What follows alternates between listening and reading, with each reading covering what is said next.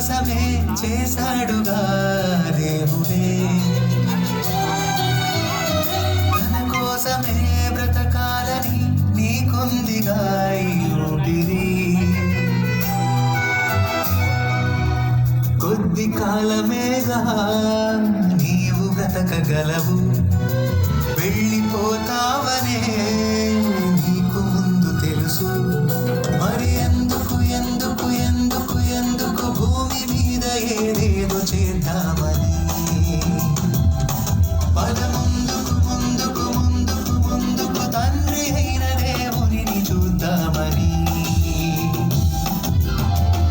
ఈ లోకమే నీ కోసమే చేశాడుగా దేవుడే,